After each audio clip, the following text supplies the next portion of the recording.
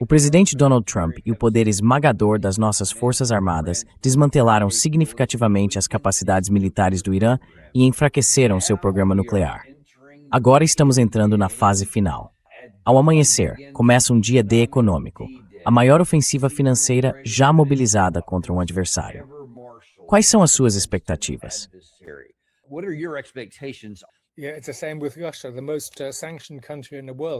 Sim, é a mesma coisa com a Rússia, o país mais sancionado do mundo, ou pelo menos era. Agora o Irã é um forte concorrente a esse título infeliz. Então mais sanções. É o sistema financeiro. O bloqueio às exportações de petróleo já levou a uma inflação enorme, e a cotação da moeda iraniana em relação ao dólar chegou a, sim, 2 milhões de reais. É simplesmente inacreditável. 2 milhões e 700 mil para a libra esterlina. Então, sim, é claro que a população está sofrendo. Mas, de novo, como na Rússia, quando se está contra a parede, sabe, a Pérsia, o Irã, com uma história de 3.000, 5.000 anos, não vai se deixar intimidar. Mais uma vez, só hoje ou ontem à noite, o governo iraniano emitiu um aviso a 47 navios, entre petroleiros e outros, de que eles precisam pagar. Tankers and others that they need to pay up, or well, it's not quite clear what the threat entailed. Ou bem, não está muito claro o que exatamente a ameaça envolvia, mas claramente a ameaça estava lá. Então o governo no Irã não parece estar recuando. E quanto mais violenta é a linguagem que vem de Washington, menos parece ter efeito para intimidar o governo de lá. Então, como na guerra russo-ucraniana, trata-se de ver quem vai ceder. Quem finalmente vai quebrar primeiro? E eu tenho a sensação de que não será a Rússia. E tenho a sensação de que não será o Irã. Há uma questão maior, é claro. E é que, sabe, eu não diria exatamente que é uma aliança, mas há muita conversa sobre essa chamada aliança CRINC, ou seja, China, Rússia, Irã e Coreia do Norte.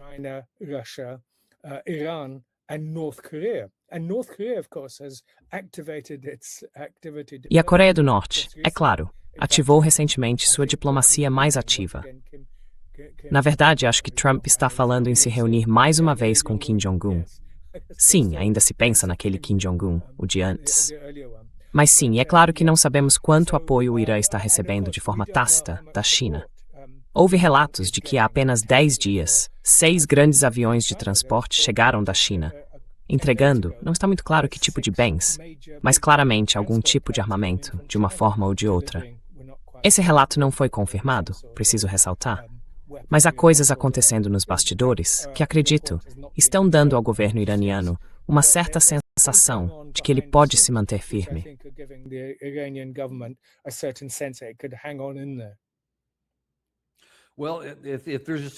Bem, se existe essa percepção do lado iraniano, chegaremos a isso em um instante. Essa percepção definitivamente não é compartilhada pelo lado americano, porque ontem tivemos o general Jack Keane, que pareceu entusiasmado com a possibilidade dessa nova guerra econômica. Mas ele acha que talvez também precisemos acrescentar alguns ataques militares.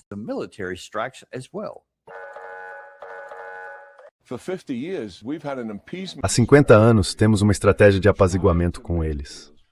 Tentamos fazer acordos. Nunca os confrontamos, até esse presidente fazer isso. E sim, isso vai exigir uma mudança de comportamento da parte deles. Eles terão de cooperar e nós teremos de ser firmes com alguns dos nossos aliados e parceiros para garantir que contribuam para esse isolamento do Irã.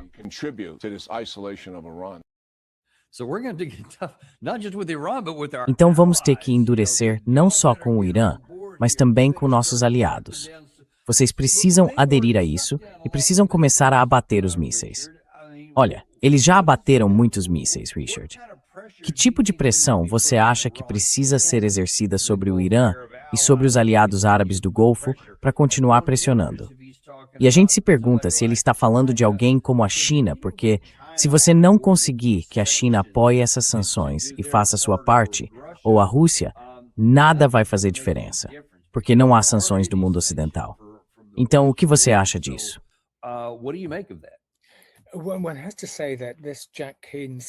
É preciso dizer que esse discurso do Jack Keane é mais uma vez totalmente desconectado da realidade. Como se os Estados Unidos estivessem apaziguando o Irã desde 1979. É realmente absurdo e bizarro até pensar nesses termos. Sim, Obama tinha o JCPOA, o acordo nuclear, mas aquilo não era apaziguamento. Era um acordo. Isso se chama diplomacia. Chama-se, sabe, debater e estabelecer uma estrutura para alcançar seus objetivos, que eram controlar o programa nuclear iraniano. Então, antes de tudo, isso é completamente absurdo. Mas a ameaça de intensificar isso, agora. E claro, até dentro da Casa Branca, houve rumores de discussões sobre usar algum tipo de arma nuclear tática, o que, mais uma vez, é um sinal de desespero e não de uma estratégia bem pensada.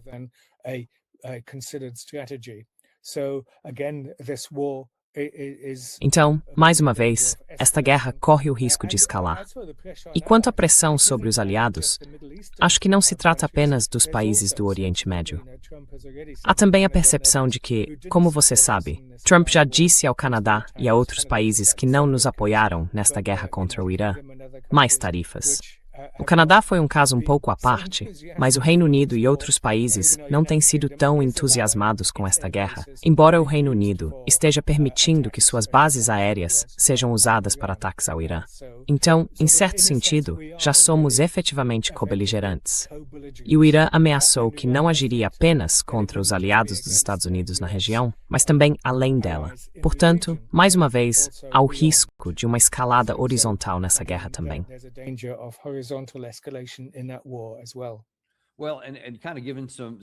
Bem, e talvez dando mais força a isso, até para deixar claro que pode haver uma escalada adicional, está a resposta do Irã a isso, porque eles certamente não vão aceitar isso em silêncio. E um de seus principais assessores militares, o general Rezaei, foi à televisão no Irã dizer o seguinte: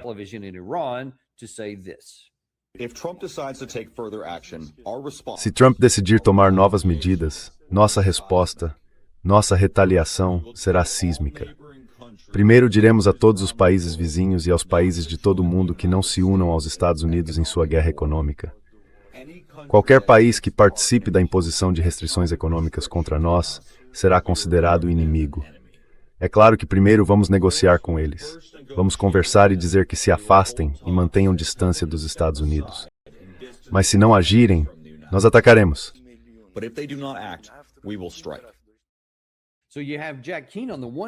Então, de um lado, você tem Jack Keane, ameaçando até mesmo os países da região, dizendo que é melhor eles se alinharem ao nosso lado.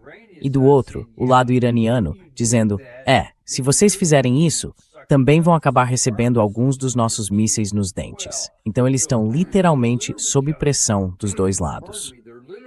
Como isso vai se desenrolar?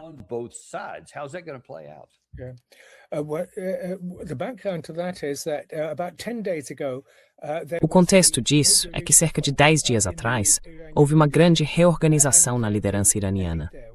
E a elite de lá, ou a elite governante, ficou mais consolidada. E para usar um termo simples, é um governo de linha dura.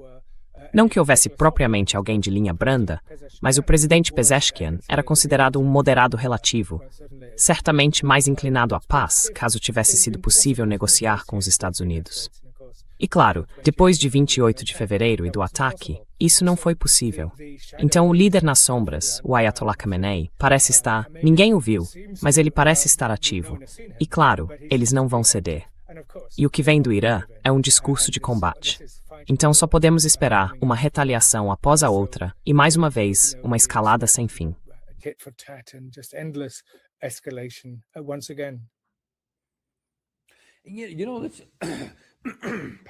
Sabe, me desculpe, Gary, vou fazer uma pequena mudança aqui. Quero reproduzir daqui a pouco o trecho chamado Acordo Trump-Irã. Na medida em que você conseguir identificar, qual você acha que é o objetivo americano aqui? Certo, tentamos, como eu disse, 40 dias de combates, bloqueio, 13 dias de combates, memorando de entendimento. Tínhamos um acordo assinado pelo próprio presidente Trump, pelo Pezeshkian, e em poucos dias nos livramos dele. E agora ele se foi. Isso também ficou para trás.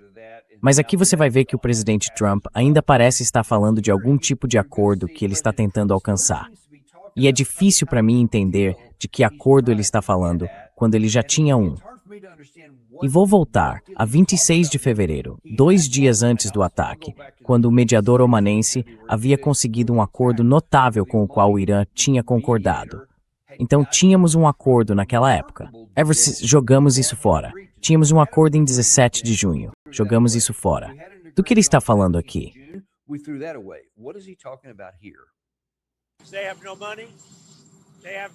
Eles não têm dinheiro, não têm marinha, não têm força aérea, não estão pagando seus soldados, não estão pagando sua polícia, estão com inflação de 350%. Então vamos meio que ver o que acontece. E nós temos controle total, como vocês sabem, da fronteira. Temos controle total. Se você olhar para o bloqueio, temos controle total de toda aquela região relacionada ao Estreito de Hormuz. E isso se estende bem pelas áreas terrestres. Então, eles adorariam fazer um acordo, mas na minha opinião, não estão prontos para fazer o acordo certo.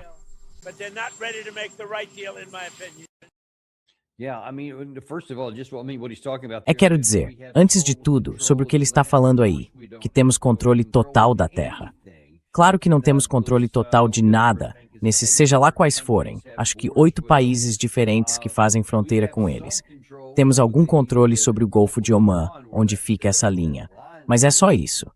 Mas, voltando a isso, eles querem fazer um acordo. Qual você acha que é o acordo que o presidente Trump tem em mente?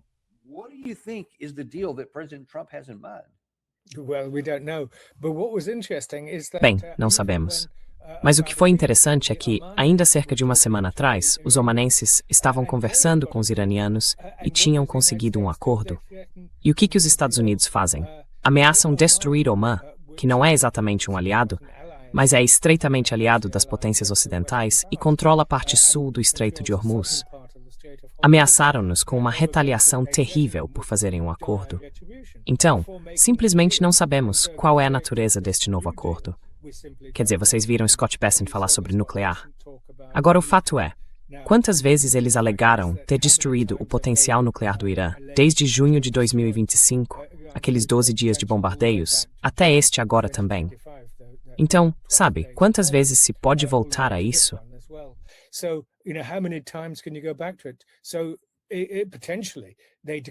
Então, eles poderiam potencialmente declarar vitória e ir embora.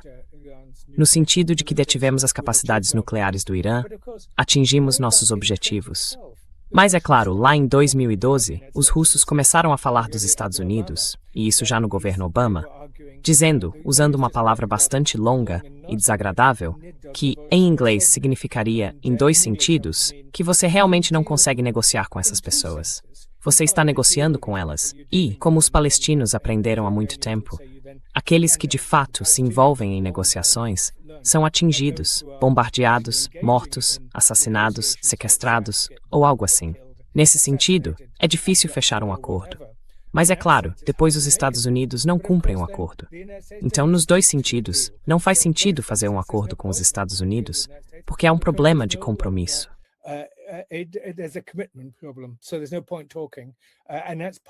Então não adianta conversar. E isso também é parte da questão na guerra da Ucrânia. No fim das contas, o interlocutor do outro lado simplesmente, bem, não é só uma questão de mudança quando entra um novo presidente.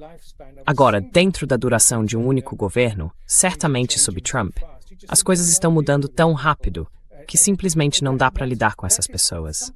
E isso é algo quase sem precedentes em termos da história mundial.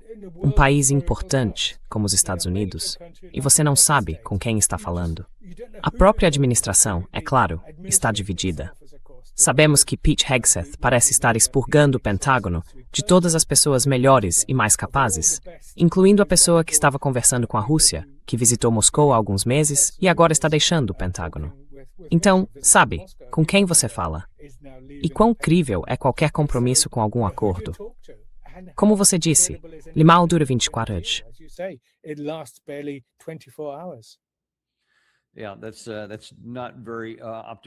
Isso não é muito otimista quanto a tirar alguma dessas guerras de cena. Vamos ver como isso vai se desenrolar. A última coisa sobre a qual eu gostaria de ouvir sua opinião é outra situação acontecendo na mesma região. Isso foi publicado ontem no Al Monitor. diz: por que a Turquia vê os ataques israelenses na Síria como um alerta sobre seu papel militar e o Pacto de Meca? O que você pode nos dizer sobre essa retórica de vai e vem entre a Turquia e Israel, especialmente no que diz respeito às ações dentro da Síria? Porque, por um lado, parece que Israel, que ocupa partes da Síria, está dizendo à Turquia que ela não pode ocupar partes do norte da Síria, ou então eles vão considerar isso um problema. Qual é a história por trás disso?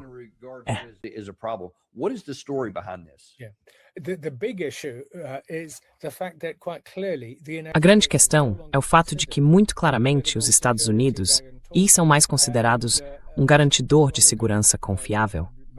E não faz muito tempo, coisa de uma semana, a Arábia Saudita, o Paquistão e a Turquia, que é membro da OTAN, se uniram para assinar o Pacto de Meca, assinado em Meca, por essas três potências médias, que basicamente firmaram entre si um pacto de segurança, um pacto de defesa. E claro, isso enfureceu Israel. Então, mais uma vez, a Síria se torna o campo de batalha entre... Como você sabe, as relações entre a Turquia e Israel são muito ruins. A Turquia e Israel, por causa da flotilha. Foi assim que, alguns meses atrás, Israel interceptou pela segunda vez uma grande flotilha de paz, que estava indo para Gaza, levar alimentos, apoio e ajuda. E os israelenses a interceptaram de maneira muito brutal, e muitas das pessoas envolvidas eram turcas.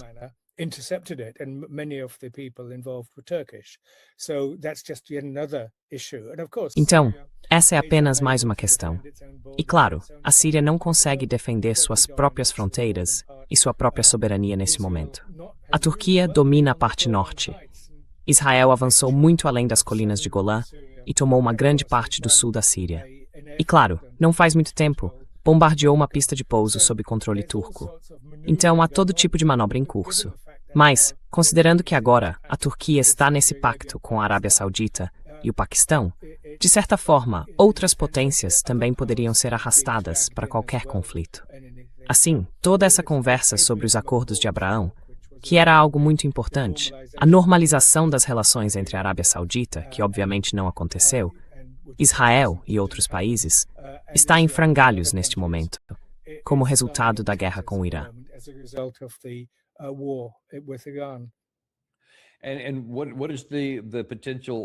E qual é a chance de algum desses conflitos dos quais Israel faz parte acabar em breve? Seja com os Houthis, isso envolve mais a Arábia Saudita, mas ainda tem relação com Israel no Mar Vermelho, especialmente no Estreito de Bab al-Mandab, a situação ainda não resolvida em Gaza, o problema crescente dos assentamentos, enfim, na Cisjordânia, a situação na Síria, que continua em curso, e também no Líbano. Porque, embora isso supostamente fizesse parte do memorando de entendimento e do cessar-fogo, Israel continua destruindo vilarejos ali periodicamente. Para onde tudo está levando Israel?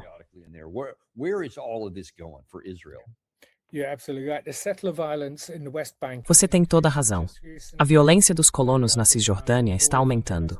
Recentemente, nos arredores de uma cidade no norte da Cisjordânia, perto de Jenin, uma daquelas áreas de onde os israelenses recuaram há 20 anos, sob Sharon, eles agora estão construindo assentamentos e, é claro, demolindo com escavadeiras as casas de palestinos, arrancando seus olivais, suas florestas, suas árvores e, é claro, com o apoio das forças de defesa de Israel, que geralmente ficam de lado quando não apoiam ativamente a violência dos colonos.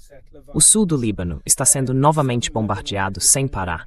Recentemente, há até alegações de que estão incendiando florestas para destruir inteiramente o sul do Líbano.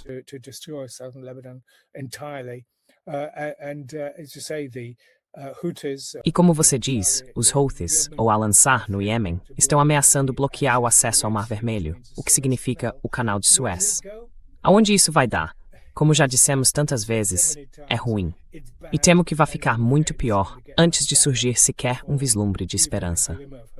E claro, confesso que talvez eu tivesse ingenuamente uma pequena sensação de que, dado o fato de que no Reino Unido, nosso novo ministro das Relações Exteriores é Ed Miliband, e há um novo primeiro-ministro focado em questões internas, isso poderia ser uma oportunidade. Porque uma mudança de liderança geralmente é uma oportunidade para mudar políticas. E, infelizmente, hoje ficou demonstrado que isso não vai acontecer. This is demonstrated. This ain't going to happen, and that's tragic because I think the United Kingdom. E isso é trágico, porque acho que o Reino Unido, estando fora da União Europeia, poderia ter oferecido uma oportunidade. Em vez de escalar e jogar mais lenha na fogueira, como diz Peskov, poderíamos ter dito: vejam, vamos recuar um pouco. Porque os países dentro da União Europeia hoje estão muito vinculados, muito atados e limitados. Já nós, como país independente, poderíamos fazer isso como um Estado soberano. Infelizmente, essa oportunidade. Bem, eu ia dizer que foi desperdiçada. Acho que nós, em Londres, nós no Reino Unido, vamos continuar tentando dialogar com o governo britânico, possivelmente incluindo o novo ministro das Relações Exteriores, para apresentar uma perspectiva de paz. Precisamos que os britânicos não apenas escalem a situação, mas que comecem algum tipo de discussão, talvez de Canal 2. Já há algumas acontecendo nos bastidores, mas talvez seja preciso torná-las mais públicas e mais ativas.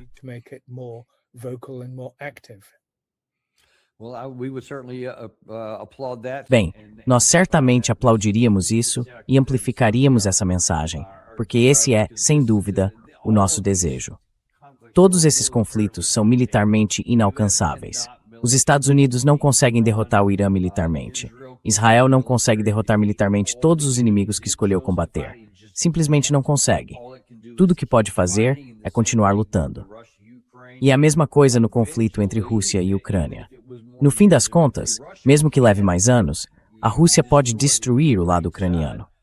Mas a Ucrânia não pode destruir, no fim das contas, o lado russo. Tudo o que podem fazer é continuar lutando por algum período desconhecido, matando pessoas e perdendo pessoas ao longo do caminho. E todos perdem quando isso acontece, exceto talvez a elite de pessoas super ricas. Sim, é mais ou menos contra isso que temos de lutar no campo da sanidade. Mas agradecemos por trazer alguma clareza a essas questões, para que pelo menos possamos ver o que realmente está acontecendo. Muito obrigado por participar hoje, professor. Prazer. Gal. E nós também agradecemos a vocês. Teremos Scott Ritter de volta ao programa esta tarde. Vamos analisar alguns aspectos adicionais da guerra entre Rússia e Ucrânia, e ele vai trazer suas fontes, como sempre faz. Será hoje, às 14h, no horário do leste dos Estados Unidos, no Daniel Davis Deep Dive. Vejo vocês lá.